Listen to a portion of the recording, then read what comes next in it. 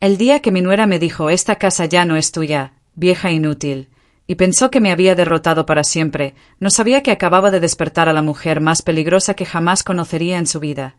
3 años llevaba callando, 3 años soportando sus humillaciones, 3 años fingiendo que no me daba cuenta de sus planes para quedarse con todo lo que mi difunto esposo y yo habíamos construido durante 35 años de matrimonio. Pero esa mañana del 15 de marzo, cuando esa víbora cruzó la línea que nunca debió cruzar, algo dentro de mí hizo clic. Y lo que pasó después no solo destruyó todos sus planes, sino que la dejó rogándome de rodillas que no la destruyera completamente. Porque resulta que mi nuera no sabía con quién se había metido. No sabía que detrás de esta mujer de 58 años que había estado aguantando en silencio, había alguien que cuando despertaba se convertía en una fuerza imparable. Si estás pasando por algo similar, si hay alguien en tu vida que está abusando de tu bondad y cree que puede pisotearte, quédate hasta el final porque lo que vas a escuchar te va a cambiar la vida. Comenta desde qué ciudad me estás viendo para saber qué tan lejos ha llegado mi historia, porque te aseguro que después de hoy nunca más permitirás que nadie te falte el respeto en tu propia casa. Mi nombre es Carmen Vázquez, tengo 58 años y soy viuda desde hace 5 años. Vivo en una casa de 3 recámaras en Monterrey que mi esposo Eduardo y yo compramos hace 25 años con muchísimo sacrificio. Él era ingeniero civil y yo trabajaba como secretaria en una empresa constructora. Nos levantábamos a las 5 de la mañana, él se iba a la obra y yo a la oficina, y no nos veíamos hasta las 10 de la noche. Los fines de semana los pasábamos arreglando la casa, pintando paredes, sembrando el jardín que ahora es mi orgullo. Nuestro hijo Miguel siempre fue un muchacho ejemplar. Estudioso, respetuoso, cariñoso. Se recibió de doctor con honores y siempre me decía, «Mamá, todo lo que soy te lo debo a ti y a papá. Nunca los voy a defraudar». Y nunca lo hizo, hasta que apareció ella. Fernanda llegó a nuestras vidas hace 3 años, cuando Miguel tenía 29 y ella 25. Era bonita, eso no lo podía negar, pero había algo en sus ojos que no me gustaba. Una frialdad calculadora que me ponía nerviosa cada vez que venía a visitarnos.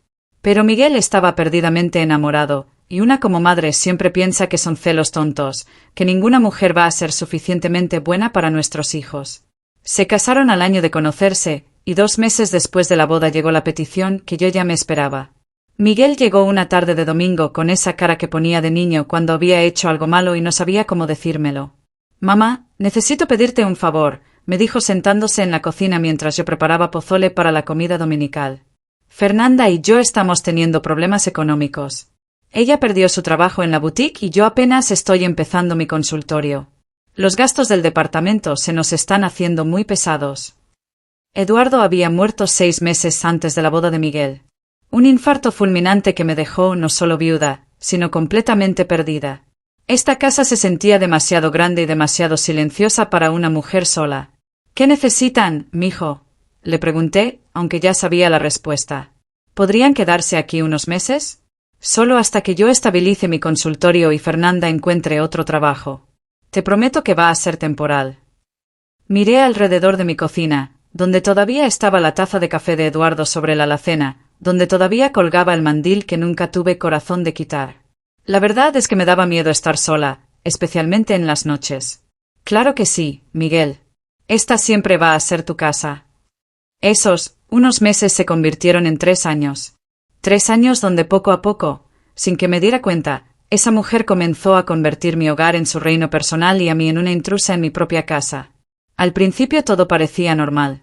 Fernanda me ayudaba con los quehaceres, me preguntaba las recetas de los platillos favoritos de Miguel, me decía «suegrita querida» con una sonrisa que ahora sé que era completamente fingida.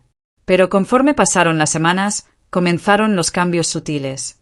Primero fueron pequeñas sugerencias. «Ay, suegrita, ¿no crees que este sofá ya está muy gastado? Se vería mejor la sala con muebles más modernos». «Oh, Carmen, el color de estas paredes está muy triste. ¿Qué te parece si las pintamos de un color más alegre?»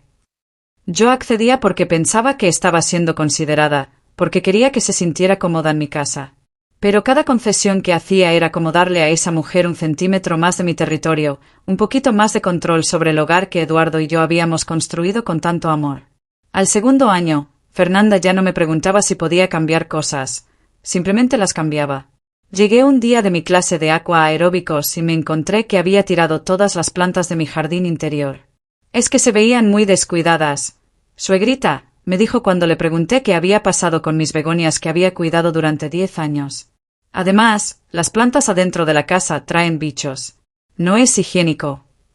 Pero esas plantas las sembré con Eduardo, le dije sintiendo una punzada en el pecho. Ay, Carmen, no seas tan apegada al pasado. Eduardo ya no está, y hay que seguir adelante. No podemos vivir en un museo para siempre. Esa noche lloré en mi recámara, viendo las macetas vacías que había rescatado de la basura. Era la primera vez que alguien me había hablado de Eduardo de esa manera, como si fuera un estorbo que había que olvidar. Pero lo que más me dolía era ver cómo Miguel había comenzado a cambiar. Mi hijo, que antes se sentaba conmigo en las tardes a platicarme sobre sus pacientes, que me abrazaba y me decía gracias por todo, mamá, ahora parecía verme como un estorbo cuando yo trataba de conversar durante las cenas. Ya, mamá, me decía cuando yo contaba alguna anécdota de mi día. Fernanda está cansada del trabajo. O simplemente se concentraba en su teléfono y dejaba de prestarme atención. Al tercer año, las cosas cambiaron dramáticamente. Fernanda ya no se molestaba en fingir que me respetaba. Un día llegué del mercado cargando las bolsas pesadas de la despensa familiar y me encontré que había cambiado todas las cerraduras de la casa. «Es por seguridad, Carmen», me dijo cuando le pregunté por qué mi llave ya no servía. «Hay muchos asaltos en la colonia. Miguel y yo decidimos poner cerraduras más seguras». «Pero esta es mi casa», le dije sintiendo una punzada extraña en el pecho. «Ay, claro que sí, pero nosotros también vivimos aquí. Somos familia, ¿no? Toma, aquí tienes tu nueva llave». Esa llave nueva se sentía fría y extraña en mis manos. Era como si me hubieran dado permiso para entrar a mi propia casa. Pero como siempre, me callé porque no quería causar problemas entre Miguel y su esposa. Después vinieron las reglas. Fernanda comenzó a pegarme notitas en el refrigerador con instrucciones sobre cómo debía comportarme en mi propia casa. «Por favor, no uses la lavadora después de las 9 de la noche. Fernanda. Los trastes sucios van directo al lavavajillas. Fernanda. No tocar el termostato sin consultar primero. Fernanda». Cuando le pregunté a Miguel sobre las notas, él me dijo: «Oh, mamá, solo está tratando de organizar la casa para que todos vivamos mejor. No te lo tomes personal».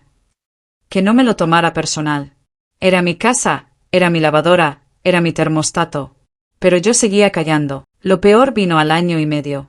Llegué de mi cita médica y encontré a Fernanda hablando por teléfono en el patio, en voz baja, con una sonrisita que no me gustó nada. «No, hermana, te digo que ya casi lo tengo todo controlado», la escuché decir mientras me quedaba detrás de la puerta de la cocina. «La vieja ya está demasiado grande para pelear. Se la pasa todo el día viendo sus novelas y cocinando. No se da cuenta de nada». Mi sangre se heló. Siguió hablando. «Ya logré que Miguel pusiera las cuentas de luz y gas a mi nombre. Le dije que era para ayudar a su mamá con los trámites porque ya está muy grande para entender esas cosas». El muy tonto firmó sin hacer preguntas. Se me doblaron las rodillas. Me agarré del marco de la puerta para no caerme. El siguiente paso es convencerla de que me ponga en la escritura de la casa. Ya sabes, por si algo le pasa. Miguel va a heredar de todos modos, pero si logro que me ponga mientras está viva, va a ser mucho más fácil cuando ya no esté. Colgó el teléfono y yo corrí silenciosamente a mi recámara, con el corazón golpeándome tan fuerte que pensé que me iba a dar un infarto. Me senté en la cama que Eduardo y yo habíamos compartido durante 30 años y por primera vez entendí lo que significaba sentir traición pura. Esa noche no pude dormir. Cada vez que cerraba los ojos escuchaba sus palabras: «La vieja ya está demasiado grande, cuando ya no esté, va a ser mucho más fácil». Pero si pensé que ya había tocado fondo, me equivoqué. Las cosas empeoraron cuando a los 6 meses desarrollé problemas de presión alta y diabetes. Nada grave, pero sí necesitaba medicamentos y cuidados especiales en mi alimentación. Fernanda vio en mi enfermedad la oportunidad perfecta para acelerar sus planes. «Carmen, ya ves que estás delicada», me dijo un día mientras yo me tomaba mis pastillas. «¿No crees que sería bueno que alguien más joven se hiciera cargo de tus medicinas? Yo tengo mejor memoria que tú. Además, estudié un semestre de enfermería antes de conocer a Miguel». Fernanda nunca estudió enfermería, pero yo no sabía eso entonces. Poco a poco, Fernanda se fue apoderando de mi cuidado personal. Ella guardaba mis medicinas, ella llevaba control de mis citas médicas, ella hablaba con los doctores. A mí me trataba como si fuera un estorbo. Déjame hablar a mí con el doctor, Carmen. Tú te pones muy nerviosa y no entiendes bien los términos médicos, me decía cuando íbamos a las consultas. El médico comenzó a dirigirse principalmente a ella. Yo, la paciente, me había convertido en una espectadora de mi propio tratamiento médico. Una tarde, mientras yo dormía mi siesta, escuché a Fernanda hablando por teléfono otra vez. Mira, hermana, la cosa está empeorando. La diabetes a esa edad es complicada, y ella ya no está para cuidarse sola. Miguel dice que tal vez deberíamos buscar una casa de ancianos para ella. Casa de ancianos. Para mí. En mi propia casa. Esa noche confronté a Miguel. Mi hijo estaba en la sala viendo televisión en el sofá que Fernanda había escogido para reemplazar el que Eduardo y yo habíamos comprado. Miguel, necesito hablar contigo, le dije. Ándale, mamá, pero que sea rápido porque está bueno el partido. ¿Es cierto que estás pensando en meterme a un asilo? Miguel bajó el volumen y me miró con una expresión que no supe interpretar. ¿Era culpa? ¿Era molestia? Mamá, no es un asilo. Son residencias para adultos mayores, lugares muy bonitos donde vas a estar mejor cuidada. Pero esta es mi casa, Miguel. Esta es la casa donde tú creciste. Sí, mamá, pero ya ves que estás enferma y la casa es muy grande para ti sola. Fernanda dice que es mucho trabajo para ti mantener todo esto. Fernanda dice, repetí. Mamá, mi esposa solo está preocupada por ti. Quiere lo mejor para ti. En ese momento supe que había perdido a mi hijo.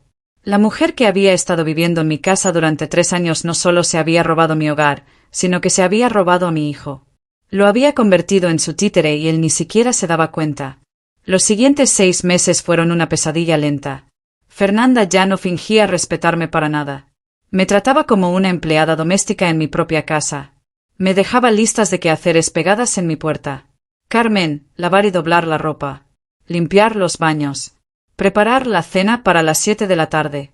No se te olvide tomar tus pastillas. Un día la encontré empacando las cosas de Eduardo en cajas. ¿Qué estás haciendo?, le pregunté. Ay, Carmen, es que estas cosas ya están juntando polvo. Voy a donarlas a una iglesia para que les sirvan a gente que realmente las necesite. Esas cosas eran los trajes de Eduardo, sus libros de ingeniería, su reloj de pulso que me había costado 2 quincenas completas de regalo de aniversario. No puedes tirar las cosas de Eduardo, le dije sintiendo que las lágrimas me quemaban los ojos. No las estoy tirando, las estoy donando. Carmen, no seas tan apegada a las cosas materiales. Eduardo ya no las necesita y tú necesitas espacio para tus medicinas. Carmen, ya ni siquiera me decía suegrita. Ahora solo era Carmen, como si fuera cualquier empleada. Pero el colmo llegó esa mañana del 15 de marzo. Yo estaba en la cocina preparando el desayuno cuando Fernanda entró como dueña y señora. Carmen, tenemos que hablar, me dijo con un tono que nunca le había escuchado. Dime, le contesté mientras volteaba los huevos. Miguel y yo hemos estado pensando, y creemos que ya es hora de que te mudes a una residencia para adultos mayores. Se me cayó la espátula al suelo. ¿Cómo dices? Que ya no puedes vivir aquí sola. Estás enferma, estás vieja, y esta casa es demasiado grande para ti. Nosotros necesitamos nuestro espacio como pareja. Esta es mi casa, Fernanda. Era tu casa, Carmen. Pero las cosas cambian. Miguel es mi esposo ahora, y yo soy su prioridad. Tú ya cumpliste tu función como madre. Ya cumplí mi función, repetí incrédula. Sí. Ya criaste a Miguel, ya viviste tu vida. Ahora es momento de que te hagas a un lado y nos dejes vivir la nuestra. Y entonces dijo las palabras que despertaron a la bestia que llevaba 3 años durmiendo dentro de mí. Esta casa ya no es tuya, vieja inútil. Es mía y de Miguel. Y si no te gusta, puedes largarte hoy mismo. El silencio que siguió fue el más pesado de mi vida. Fernanda me miraba con una sonrisa cruel, esperando que me derrumbara, que suplicara, que me pusiera a llorar como había hecho tantas veces antes. Pero algo dentro de mí hizo clic. Después de 3 años de humillaciones, después de 3 años de permitir que esa mujer me faltara el respeto, después de 3 años de ser una extraña en mi propia casa, finalmente había cruzado la línea. Sin decir una palabra, apagué la estufa. Caminé hacia mi recámara con la espalda recta y la cabeza en alto. Fernanda me siguió, claramente confundida por mi reacción. ¿A dónde vas? Te estoy hablando. No le contesté. Abrí el cajón de mi buró y saqué algo que había estado guardando durante 2 años, algo que había estado esperando el momento perfecto para usar. Fernanda no sabía que yo también sabía jugar ajedrez. Y acababa de hacer mi primer movimiento. Del cajón de mi buró saqué una carpeta roja que había estado escondida detrás de mis medicamentos durante 2 años. Adentro estaban todas las pruebas que había estado recolectando pacientemente, como una hormiguita que junta granitos de arena para construir su hormiguero, mientras esa víbora pensaba que tenía todo bajo control. ¿Qué es eso?, me preguntó Fernanda con un tono burlón. ¿Tus recetas de cocina? No, mija, le dije por primera vez en 3 años con la voz firme y clara. Esto es tu sentencia de muerte. La sonrisa se le borró de la cara instantáneamente. Lo que Fernanda no sabía era que yo había comenzado a prepararme para este momento desde el día que la escuché hablando por teléfono sobre apoderarse de mi casa. 2 años esperando, 2 años fingiendo que era la viejita tonta que ella creía que era, 2 años juntando evidencias mientras ella pensaba que me tenía completamente dominada. Abrí la carpeta y le mostré la primera página. ¿Reconoces esto? Era una copia de las facturas de luz y gas. Durante 2 años había estado pagando duplicado los servicios. Fernanda había logrado que pusieran las cuentas a su nombre, pero yo nunca cancelé las cuentas originales que estaban a mi nombre. Cada mes yo recibía mi factura y cada mes ella recibía la suya. 2 facturas por los mismos servicios. Fraude al sistema eléctrico federal, le dije. 5 años de prisión mínimo. Tú estás loca, me dijo, pero ya no sonaba tan segura. Saqué la segunda prueba. Mi vieja grabadora que había estado usando para documentar cada una de sus conversaciones telefónicas durante 2 años. ¿Recuerdas cuando le dijiste a tu hermana que la vieja ya estaba demasiado grande para pelear? ¿O cuando te reíste de cómo Miguel firmaba papeles sin leerlos? Presioné play. De la grabadora salió su voz clara como el agua. Te digo que ya casi lo tengo todo controlado. La vieja ya está demasiado grande para pelear. Se la pasa todo el día viendo sus novelas y cocinando. No se da cuenta de nada. La cara de Fernanda se puso blanca como papel. Ya logré que Miguel pusiera las cuentas de luz y gas a mi nombre. Le dije que era para ayudar a su mamá con los trámites porque ya está muy grande para entender esas cosas. El muy tonto firmó sin hacer preguntas. Esa no soy yo, murmuró. ¿No? Hay más, le dije sacando otra grabadora. Esta es de hace 3 meses. Su voz siguió saliendo del aparato. Mira, hermana, la cosa está empeorando. La diabetes a esa edad es complicada, y ella ya no está para cuidarse sola. Miguel dice que tal vez deberíamos buscar una casa de ancianos para ella. Fernanda se sentó en mi cama sin pedir permiso, algo que jamás se habría atrevido a hacer antes. Sus ojos iban de la grabadora a mí, como si estuviera calculando si podía salir corriendo. Conspiración para cometer fraude, abuso a adultos mayores, usurpación de identidad, le dije tranquilamente. Son delitos federales, Fernanda. ¿Sabes cuántos años da eso? Carmen, yo nunca. ¿Nunca qué? ¿Nunca planificaste robarme mi casa? ¿Nunca me trataste como tu sirvienta? ¿Nunca manipulaste a mi hijo en mi contra? Saqué las fotografías. Con la cámara desechable que había comprado en secreto, había fotografiado cada cambio que ella había hecho en mi casa sin mi permiso. Las plantas que había tirado, los muebles que había donado, las cosas de Eduardo que había empacado. Destrucción de propiedad privada, le dije mostrándole foto por foto. ¿Ves esta? Es cuando tiraste mis begonias. ¿Y esta? Cuando empacaste los trajes de Eduardo. Tengo documentado cada abuso, cada falta de respeto, cada cosa que tocaste sin mi permiso. No puedes demostrar nada, me dijo, pero su voz ya sonaba desesperada. No puedo. Saqué mi teléfono celular, el que mi vecina Carmen me había enseñado a usar para grabar vídeos. Esta es de la semana pasada. En la pantalla se veía claramente a Fernanda hablando por teléfono en el patio, sin saber que yo la estaba grabando desde la ventana de mi recámara. Ya está todo listo. Voy a decirle a Miguel que necesitamos más espacio y que su mamá es un estorbo. La vieja cada día está más enferma y más senil. Va a terminar en un asilo y nosotros nos vamos a quedar con todo. Fernanda se levantó de golpe de mi cama. No puedes usar eso. Es ilegal grabar a alguien sin su consentimiento. En mi propia casa puedo grabar lo que se me dé la gana, le dije. Especialmente cuando estoy documentando un crimen. Pero mi arma secreta no era la carpeta roja. Mi arma secreta era algo que Fernanda nunca había pensado investigar, algo que la iba a dejar completamente desarmada. «Hay algo más que no sabes, Fernanda», le dije guardando todas las evidencias de vuelta en la carpeta. «Algo que nunca se te ocurrió averiguar». «¿Qué?», preguntó con la voz quebrada. «Eduardo heredó esta casa de su padre, don Evaristo, cuando nosotros llevábamos 5 años de casados.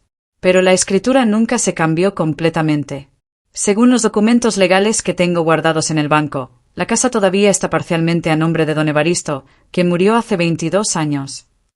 La cara de Fernanda cambió otra vez. Ya no era miedo, era pánico puro. «¿Sabes qué significa eso?», le pregunté. «Significa que todos esos papeles que le hiciste firmar a Miguel no valen absolutamente nada. Significa que aunque logres manipularlo para que me eche de mi propia casa, legalmente no puede hacerlo. Esta casa no es de Miguel, es mía, y va a seguir siendo mía hasta que yo decida lo contrario». «Eso es mentira», susurró. «¿Quieres apostar tu libertad a eso?». Saqué el último documento de mi carpeta. Una carta del bufete de abogados Martínez y Asociados, fechada 3 días atrás. «Querida señora Vázquez», leí en voz alta.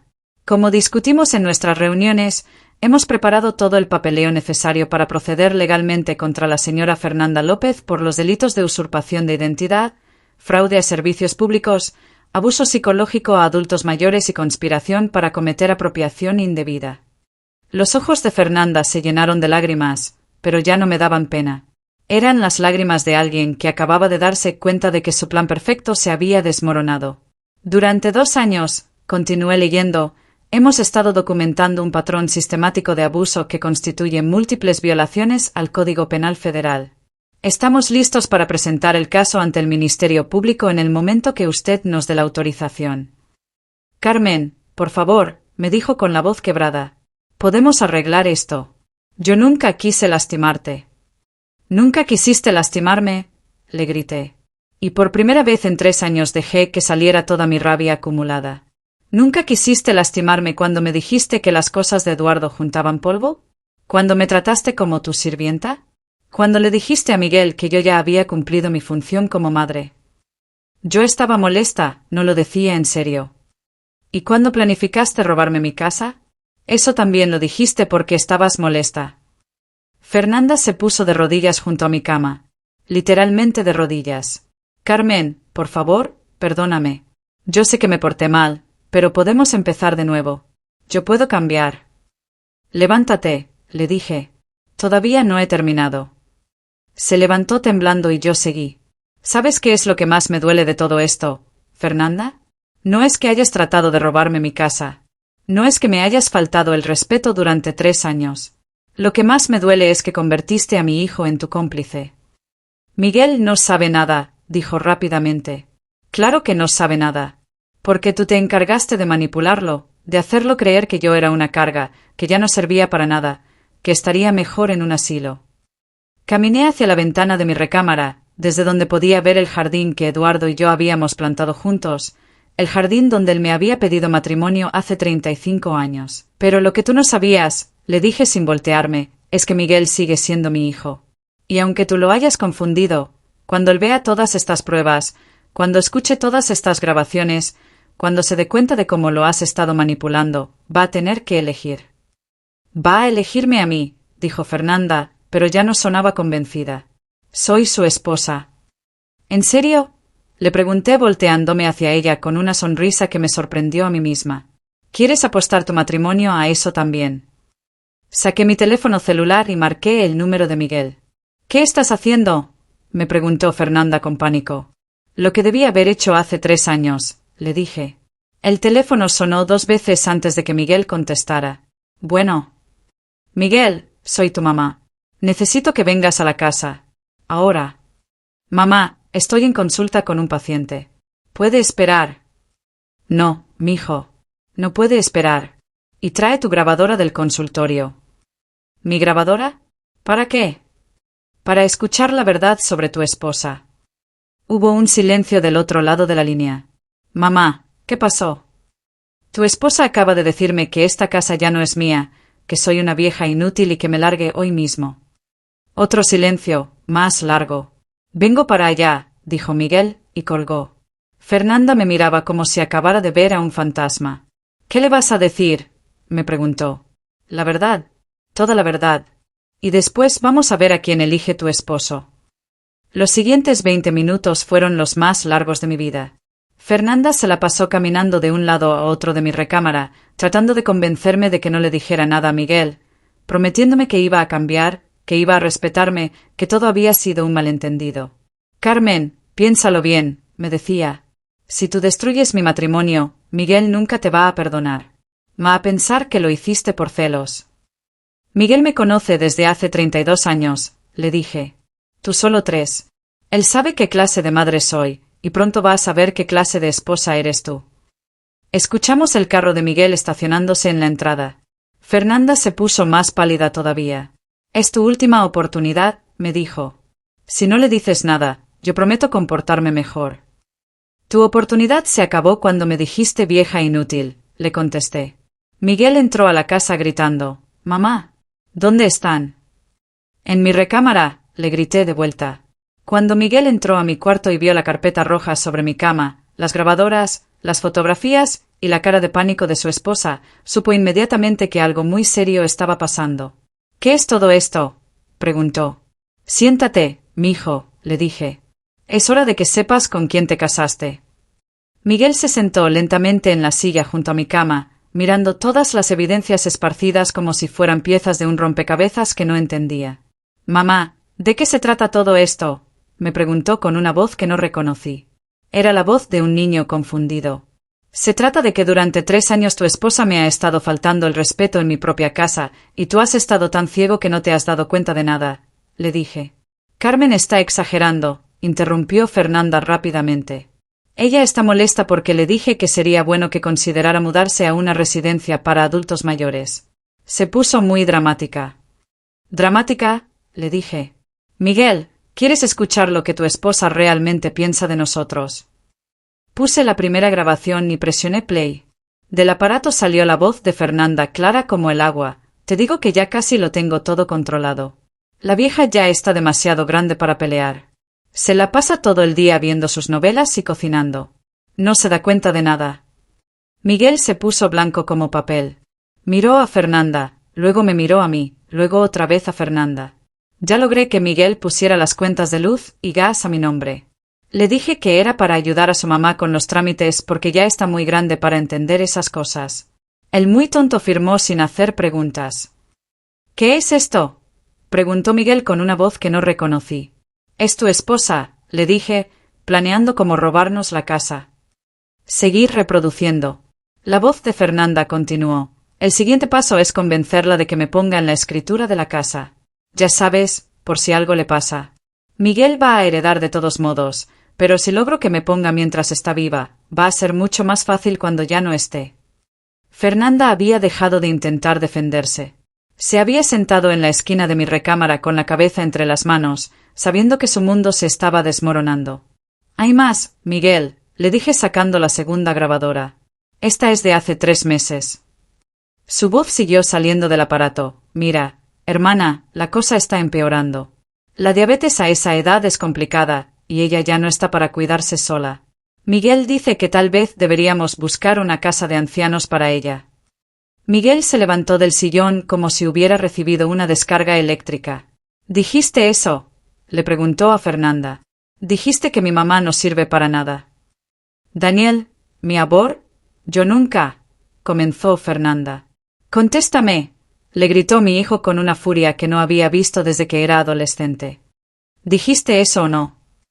Fernanda comenzó a llorar, pero no eran lágrimas de dolor, eran lágrimas de pánico de alguien que acaba de darse cuenta de que su plan perfecto se está desmoronando.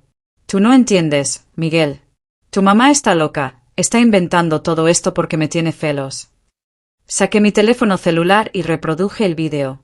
En la pantalla se veía claramente a Fernanda hablando por teléfono en el patio, sin saber que yo la estaba grabando desde la ventana de mi recámara. «Ya está todo listo.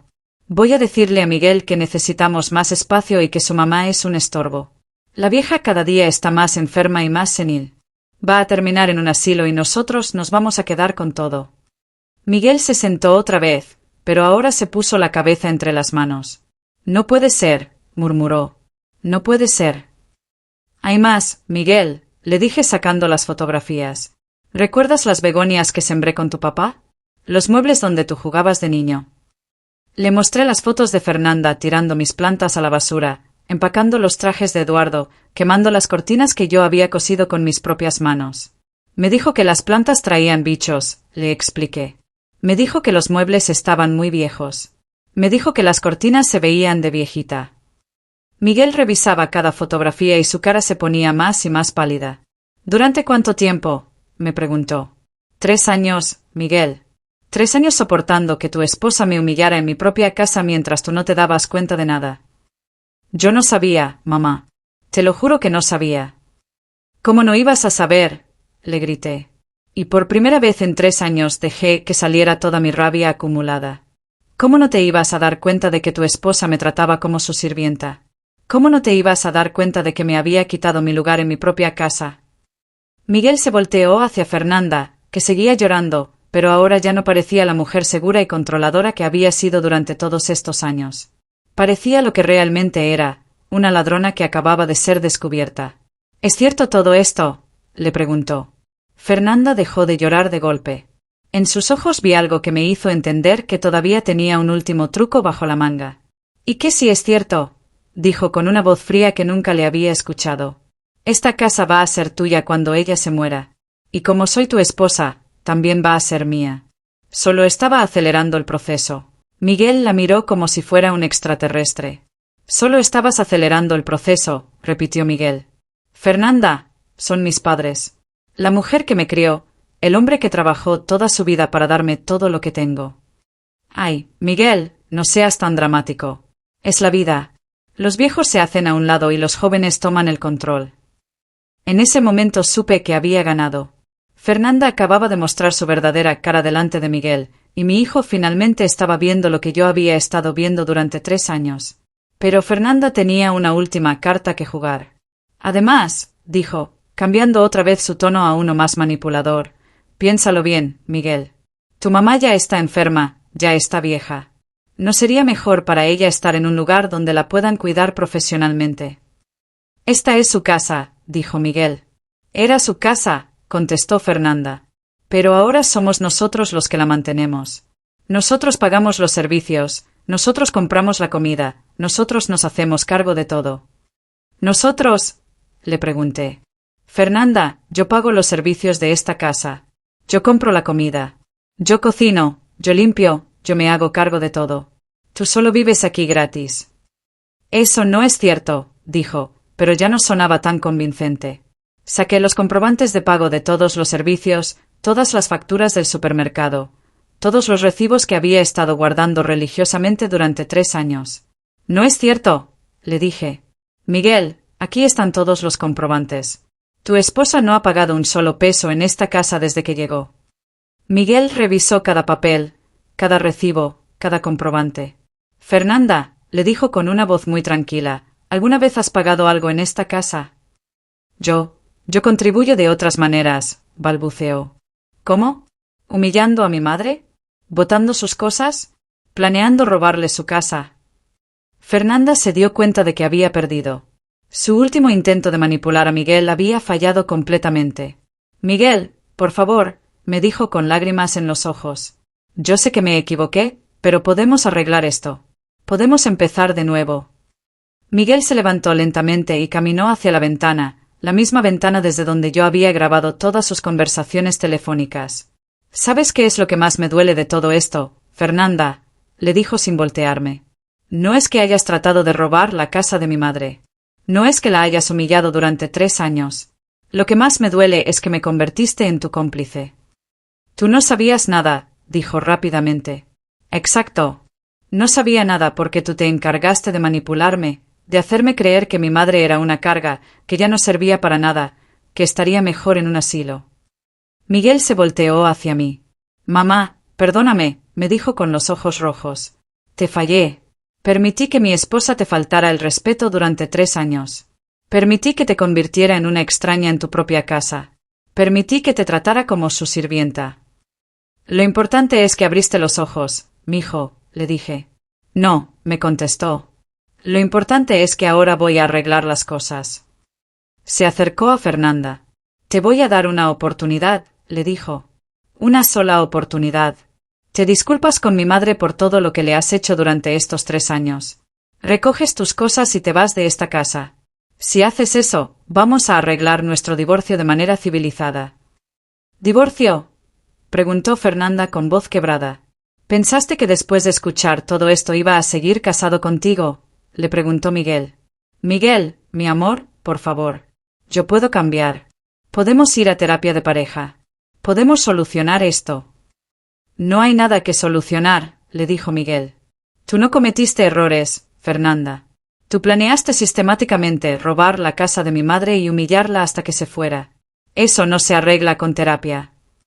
Fernanda me miró a mí, como si esperara que yo la defendiera. Carmen, por favor, me suplicó.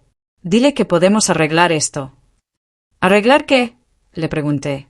¿Arreglar que me dijiste vieja inútil? ¿Arreglar que planificaste robarme mi casa? ¿Arreglar que durante 3 años me trataste como tu sirvienta? Yo estaba molesta, no lo decía en serio. Claro que lo decías en serio. Y ahora vas a enfrentar las consecuencias. Miguel se sentó junto a mí en la cama. ¿Qué quieres hacer, mamá?, me preguntó. Miré a Fernanda, que estaba de pie en la esquina de mi recámara, temblando y llorando, sin el aire de superioridad que había tenido durante tantos años. Quiero que se vaya de mi casa, le dije. Quiero que devuelva todo lo que se robó. Y quiero que nunca más ponga un pie en mi propiedad. ¿Y las demandas legales?, preguntó Miguel. Miré otra vez a Fernanda. Por un momento, casi sentí pena por ella. Casi. Si se va sin hacer escándalo, si devuelve todo lo que se llevó, y si firma un documento prometiendo que nunca más se va a acercar a esta casa, no la voy a demandar. Gracias, murmuró Fernanda.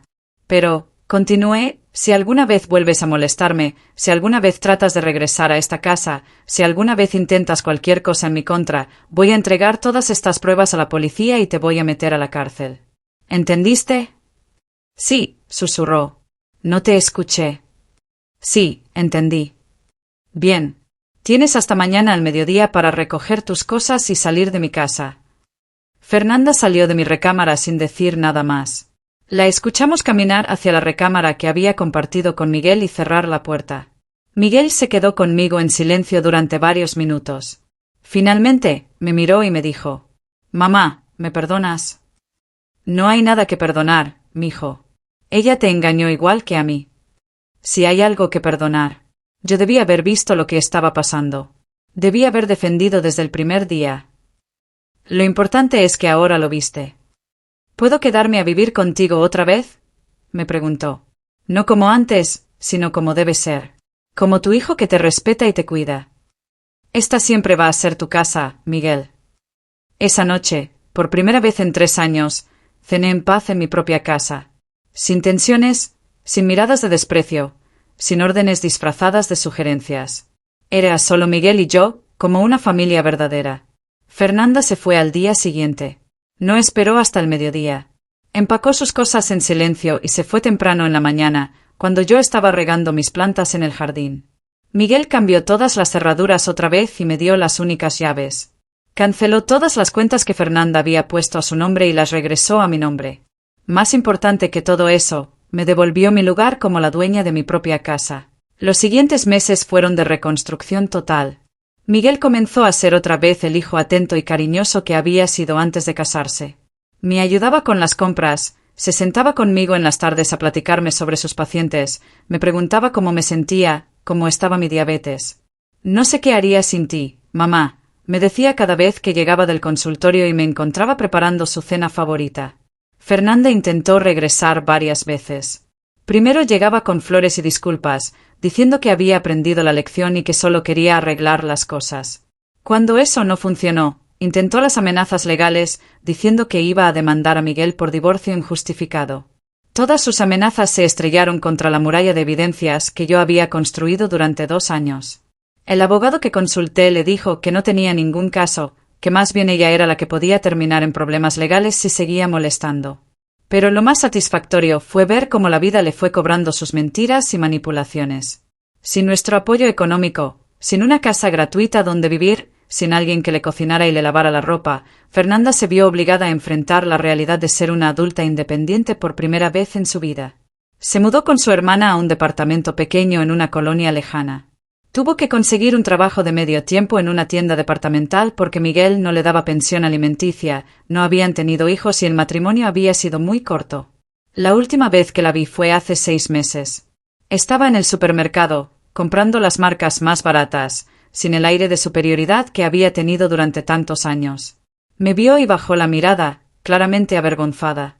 No le hablé. No tenía nada que decirle. Hoy, un año después de echarla de mi casa, puedo decir que recuperé completamente mi hogar y mi dignidad. Miguel está felizmente divorciado y enfocado en su trabajo. Yo volví a sembrar mis begonias, volví a colgar mis cortinas de flores, volví a poner los muebles donde siempre habían estado. Pero lo más importante es que aprendí algo que nunca voy a olvidar, que el respeto no se mendiga, se exige. Que la bondad no significa permitir que te pisoteen. Y que a veces, para proteger lo que amas, tienes que despertar a la guerrera que llevas dentro. Si estás pasando por algo similar, si hay alguien en tu vida que está abusando de tu generosidad, recuerda mi historia. No te quedes callada. No permitas que te falten el respeto. Y sobre todo, no tengas miedo de defenderte. Porque al final, la justicia siempre llega. A veces tarda, pero siempre llega. Y cuando llegue, vas a estar lista.